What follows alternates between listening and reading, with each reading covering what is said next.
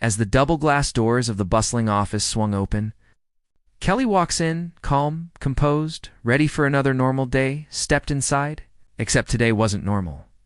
Before she even reached her desk, the fires had already started. Janice from accounting rushed over, waving a thick stack of reports that needed urgent reconciliation before the big afternoon meeting.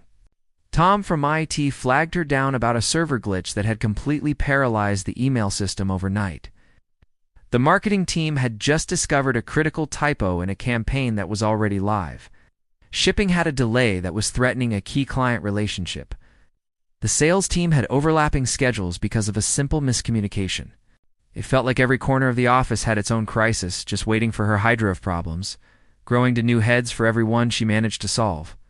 And yet, through all of it, she stayed calm. She prioritized. She breathed. She led. Because real leadership isn't about avoiding storms. It's about being the calm in the center of them. But here's the part most people never get to see. The struggles of a stressed-out person often hide behind a veneer of competence. On the outside, they look steady, unshakable. On the inside, their blood pressure is spiking. Adrenaline is surging through their veins, and their mind is quietly mapping out escape routes just to survive the day. And if you've ever taken the long way to your desk just to avoid bumping into someone, or chosen the stairs to dodge a difficult conversation, or maybe even skipped lunch to avoid a chronic complainer, you know exactly what I'm talking about. We all know those people, the ones who seem to drain the energy right out of a room, the ones who complain constantly, who tell endless rambling stories, or live in a permanent victim mindset. And here's the hard truth. Those behaviors don't just annoy us. They actively shape the culture that we work in every single day. Which brings us to today's leadership lesson. Creating an uplifting, positive, and productive work atmosphere isn't optional. It's absolutely essential.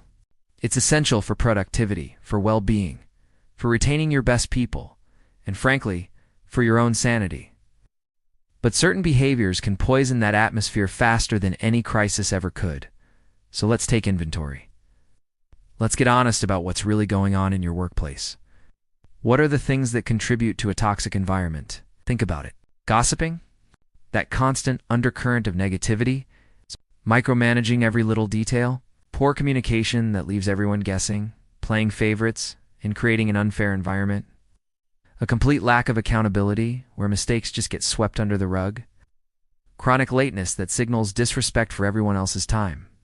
An unwillingness to collaborate where it's every person for themselves? Even more serious things like bullying or harassment. There's also the resistance to any kind of change. A disregard for personal and professional boundaries, and an over-competitive spirit that turns teammates into rivals. Add in dishonesty, excessive criticism, and completely ignoring feedback, and you have a recipe for disaster. These aren't just little things or personality quirks, they are culture killers. They turn your best, most engaged employees into quiet quitters who are just going through the motions.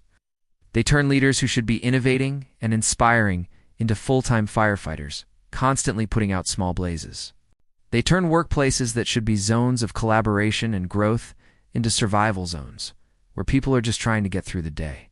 And the hardest part, most frustrating part, most of the people contributing to the problem don't even realize they're doing it. That's why true leadership starts with awareness. It starts with radical honesty. It starts with taking a clear and unflinching inventory of what's really happening. Now, I know what you're probably thinking, let's be real. Who has the time, the energy, or even the skills to transform an entire workplace culture? It sounds like a massive, overwhelming task. But the answer is simple. We do. Right here. Right now. Together. Because leadership isn't about titles or corner offices or having a certain position on an organizational chart. Leadership is about influence. It's about taking responsibility. It's about choosing to make things better, even when you didn't create the problem in the first place. And over the next several episodes, we are going to break down every single one of these culture killers. We're going to talk about how to spot them in your own environment. More importantly, we're going to discuss practical, actionable strategies for how to address them head-on, and how to replace them with behaviors that build trust, psychological safety, and positive momentum. This journey isn't about achieving perfection overnight. It's not about creating some utopian workplace where problems never exist. It's about progress.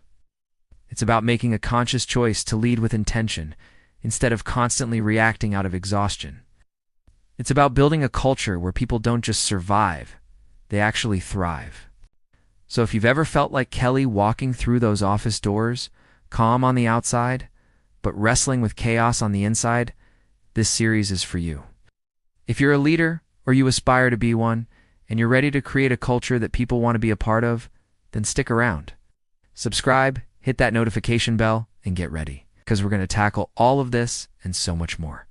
I'm Jim Rutherford. This is the Want To Project.